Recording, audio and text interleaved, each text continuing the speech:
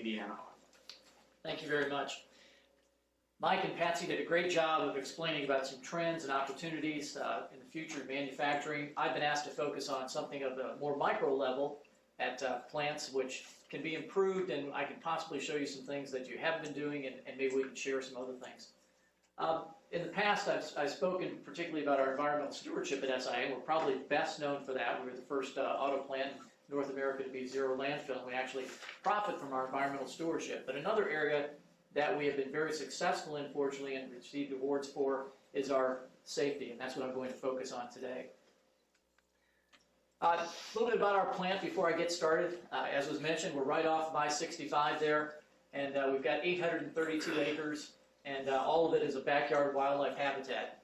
And we have, the plant itself is over 3 million square feet, and this year we're going to produce about 250,000 units, 250,000 vehicles, compared to about 170,000 last year. So Subaru in the market has had great success. Sales were up 15% last year, and they're up 30% year-to-date this year. The products that we build at SIA are the Outback, the Legacy, the Tribeca for Subaru. We also build the Toyota Camry at SIA. The Outback, by the way, on a year-to-date basis, sales are up 96%. It was named the 2010 Motor Transport Utility Vehicle of the Year, so we've had tremendous success, and that's the primary reason why our sales are up. Legacy sales are actually success in our workplace. And one thing that we try, well, four things we really focus on, certainly. Quality, safety, productivity, and environmental stewardship. And by focusing on those four things, we've not only been able to keep a good flow of product, and obviously been able to meet the market demand, particularly the demand this past year. We've had 5 line speed increases, and I'll talk about a little bit about that and how that intertwines and affects your safety in the workplace. But we've also been able to keep a satisfied workforce. And a key part of that is making sure that your activities for safety, your activities for environmental stewardship are a part of the everyday activities at work. This is not a picture of Subaru, okay? But this is how a lot of the factories in the past used to be. Not a lot of focus on safety, as you can tell. Hopefully the gears weren't moving when that picture was taken. Not a lot of focus on safety, not a lot of focus on environmental stewardship, and unfortunately maybe not a lot of focus on quality. Focusing a lot on productivity and getting out the number of units they needed to get out. Now I wanted to put a little side by side here. Can anybody guess which side is the current Subaru plant and which side? Well, good. I hope you can tell the difference.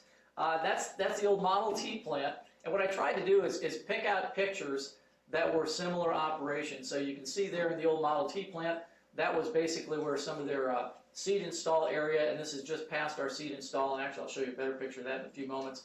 And then kind of the final inspection lines of each one, and this is our Legacy coming off the line there. And you can see the broadcast sheet there, which has the different variations for the Legacy model. And this in particular is really instructive, I think, as to the difference in the trend over the last 80 years of manufacturing, and really safety in manufacturing too. You can see what they're installing in the Model T plant there. Again, kind of the seed install, and they just got done installing the dashboard, as they used to call it back then. And this is our IP panel install area. As you can see, our instrument panels are brought over by AGVs. There's no lifting of the instrument panel at all. As a matter of fact, in the assembly process of the instrument panel, there's no lifting of any heavy parts either.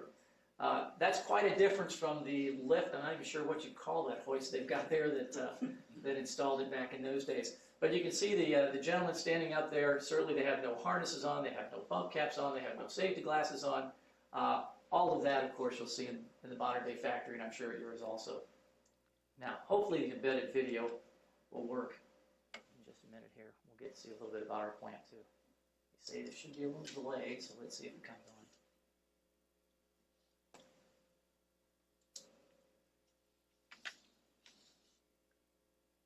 on. Hit escape. Let's try it.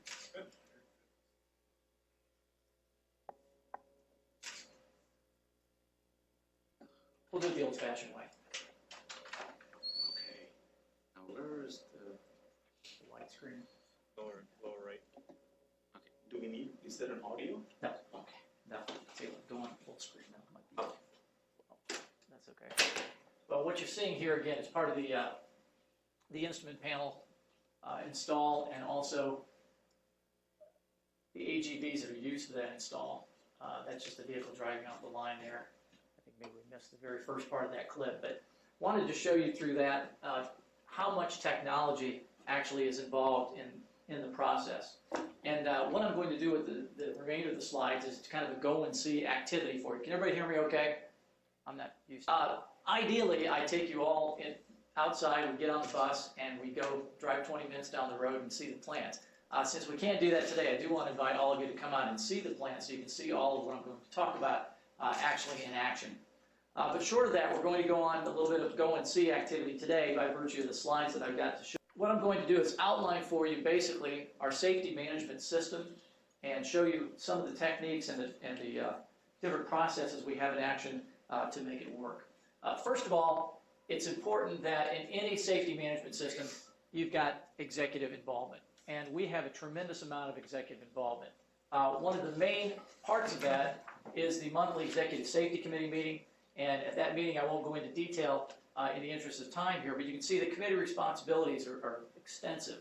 At that meeting, if there has been an OSHA recordable or even a near miss, that is discussed at that Executive Safety Committee meeting and countermeasures discussed.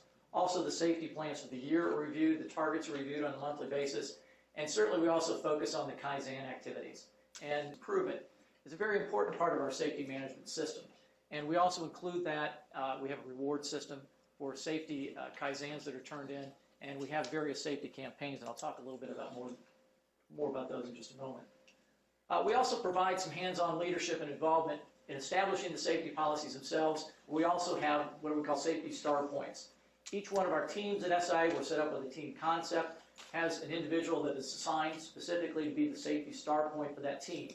And that person, they meet on a once-a-month basis also, and they help develop new ideas for our safety management program. Safety signage, slogans, articles, and the update our weekly company newsletter that goes out electronically as well as in hard copy. And also the injury reduction plans. Very important that Kaizen is an important part of our injury reduction, injury prevention plans. And of course, setting the safety targets.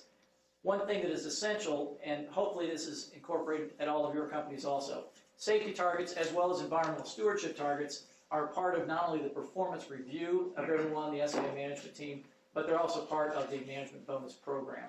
And we have specific targets related to those bonuses for safety. We also have, it should be and instead and, just notice that, our safety environmental compliance section came up with something a couple of years ago called the Quick Report. And that's anytime there's an injury or a near-miss accident within our company, they will email out within 48 hours what happened, what the countermeasures are, and how that can be yucatanned or taken to other parts of the plant and have them impact those other parts of the plant where there may be similar operations.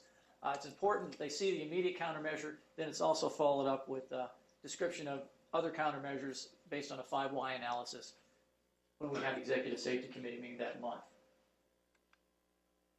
Go and see activities. I mentioned this is kind of a go and see activity. We actually have each week, all of the top management goes out to an individual shop. We do it on a rotating basis unless we have a particular shop that has occurred in that shop. But we go out there, they look at the safety boards, all the targets, all the Kaizens, all the countermeasures, and everything that that section is doing to make sure that they are meeting and exceeding their safety targets. And when we do this on a weekly basis, the manager presents, but they also have those safety stars will be participating as well as the engineering staff from that particular section to see if there's anything on from an ergonomic standpoint that they can also do to help improve the situation in the workplace. This is just the outline of what is typically done at one of those safety tours, as we call them. They'll send out, if there's been specific requests by a member of management, they will be included in the notes as to what exactly we want that section to look at that particular week. So if there's something from a previous safety tour, something from the previous month that we, in the Executive Safety Committee meeting that we've talked about that we want an update on, that'll be noted and it'll be sent out to this section so they can be ready for the particular safety tour that week. Something that's essential for our safety management system is what you have up in front of you there. That's our safety matrix. And I think this was the report as of the end of July. The safety matrix consists of a safety matrix. Each section develops their safety board. that of course talk about the equality productivity targets, environmental stewardship targets, and the safety targets. And the safety targets are all derived from the categories you see up here, and individual section targets are developed, and again, those feed into their performance reviews and to the management bonus system. So the safety committee, as I mentioned, the safety stars are an important part of the safety committee that is established in each group. The audits that are conducted with the managers and product managers, and then there's a correction schedule set for each of those. The safety management matrix itself, make sure that all the items are established and checked based on their annual plan that's been established in each section. Orientation training, this is critically important. I mentioned over the last year we've been fortunate enough to have 5 line speed increases. We've added almost 400 people to our workforce since June of 2009. Whenever anyone new comes into the section, it's required they go through a specific safety orientation in that section. And so that they know not only what PPE that has to be worn in that section, they know what potential hazards are in the workplace. They also are fully aware of what ergonomic measures have been taken, and they also get involved in Kaizen activities from the very beginning. So that's all part of that new associate orientation that occurs from a safety perspective when they enter into the section. Again, if there are any power materials in the section, they go through an 8-week evaluation, and certainly they have to receive all the qualifications necessary for if they're going to be, for example, a forklift operator. Injury countermeasures for OSHA and first aids. That's pretty self-explanatory. The shot targets, again, overall, whether or not they're meeting their overall targets have been set for the year based on the safety plan that's been outlined and then approved at the Executive Safety Committee meeting in January. This is what's called an obeya room. Do any of you do you know what the concept basically is? An obeya room is set up by each section having a 1-page explanation of what their current status is. And we have 2 obeya rooms at SIA. And the obeya rooms are designed so that management will go in, manager of the section, each one has 5 minutes. And they explain on a weekly basis exactly how they're doing with regard to their targets and any particular problems that they've had, what countermeasures have been taken, and what they're doing to get back on track if they're not on track to meet the targets. Up here you can see just we've got QC, which is quality control, IPC and process control, quality engineering, stamping, body, paint, and it continues on around the room, trim and final, purchasing, so forth. And each week we go into, on Thursdays, we go into the Subaru Obeya room for an hour, and all the managers go through their explanations, top management questions them on how they're doing, what countermeasures have been taken, and so forth.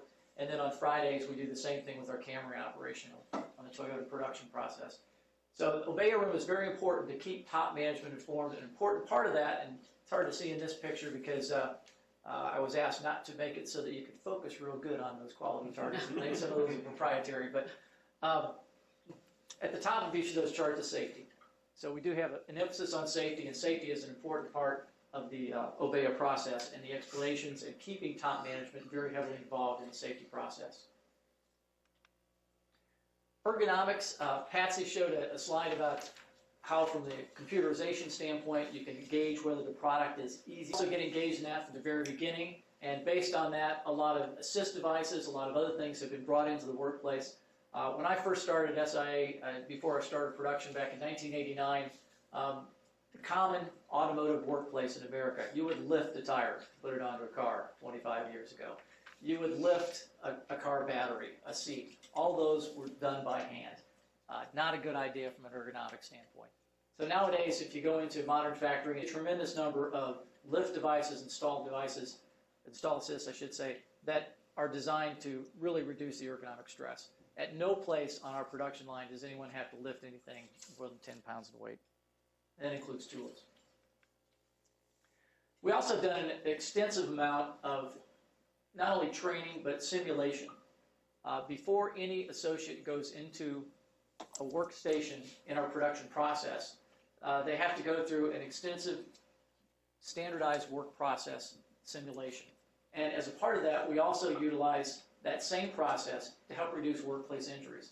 So anyone that is new to our manufacturing process will go through a lot of simulation first, so they can get used to not only the work itself, but the standardized process of that work, because the standardized work is very important in reducing injuries. A lot of people think standardized work is there just for efficiency and productivity, but it's actually an important part of safety, because we've designed the standardized work to make sure that injuries don't occur.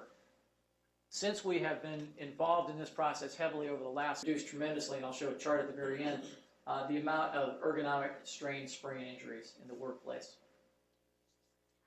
In addition, we also have our medical clinic does follow-ups with any new associate on the floor and ask people, how are you doing? And they'll talk to them. Do you have any pains? Of course, you know, work is hard, so they're going to have a few strains and things like that during the first week, but they make sure that there's nothing serious that would require follow-up. If they do have, the nursing staff spots anything that they think may lead to some prolonged injury or some type of sprain, strain that needs to be addressed immediately, they will then work with the group leader. The person will come offline. They'll go into a program for work hardening and work simulation to help build up the proper muscle structure. And also, they may go back into the portion of this program where they'll learn the standardized work technique, because it may be they're not holding the tool properly, and that's why the strain and the sprain is occurring. In addition to the involvement that I talked about before, as I said, we have the safety star points, and they play an important role in the safety committees of letting us know from their perspective, from the associate perspective, what types of things in their workplace need to be countermeasured. And that's very important, because they'll not only meet with the management team, they'll meet with the engineers, and they'll talk about specific processes. Sometimes we can do things immediately as far as changing ergonomics. Sometimes it's a more longer term thing where we'll talk about the next model, whether that be in 1 year or 3 years, next way the vehicle is constructed, again from an ergonomic standpoint as well as just ease of building in general. And we do use the computer simulations, similar to what Patsy talked about in the one slide earlier. VISTA, it does not stand for Volunteers in Service to America. I have to admit we stole the name. It's a voluntary involvement system for teams and associates. It's where a team suggestion, and they will receive rewards for that suggestion. And then depending on whether it can be taken across the company, they may receive a little bit more of a reward, and also depending on whether or not that could be patented, for example, and things like that, they could receive an additional award for that. So a very good suggestion program. We have safety campaigns. I was going to bring the video for the very creative one we got going on now, but it's still running this week. So these are some older ones we've had in the workplace over the last few years. But we do a lot of safety campaigns basically for awareness. Safety campaigns in and of themselves don't necessarily get directly to the root of things, but they do cause greater awareness in the workplace, and I do think they're a good idea. And finally, I wanted to just conclude by showing this chart. This shows the progress that SIA has made. We're the blue line at the bottom, and also the national average through 2008, and also the transplant or international automaker average. You can see that at the end of 2008, SIA had an OSHA incident frequency of about, average for automakers was 6.8, and the average for international automakers was 7.5. So we were fortunate enough to be substantially below. And if I went back all the way to the mid-1990s, when our effort really to do a lot of the things I talked about today came into full swing, you would see progressively how each thing as it's implemented has made a difference. Now when you get down to the level we're at right now, it becomes very difficult to try and get below where we are. And so we've got to be more creative and even more involved in the activities. And in addition to that, I think you've got to have more and greater awareness among the workforce. As new people come into the workforce, unfortunately, they have maybe a different generational thinking than maybe we have. We get a lot of people that ask us, well, gee, can we wear an iPad on the production line? Or can we wear, can we listen to music? Can we do, can we play with our Blackberries? Everything else. You get all sorts of questions. They certainly want to focus on communications outside the workplace more than they want to focus on communication in the workplace. And that's a vital part of safety too. And that's what we usually tell them, that for quality, safety, and productivity reasons, certainly we don't want them listening to music on the production line. We want them focusing. And bringing that greater awareness into the workplace is really a key right now to making sure that the new generation of people coming into the workplace is as safe as the current generation of people. Again, we're very fortunate to have this low OSHA incident frequency, but it's not by accident. Thank you.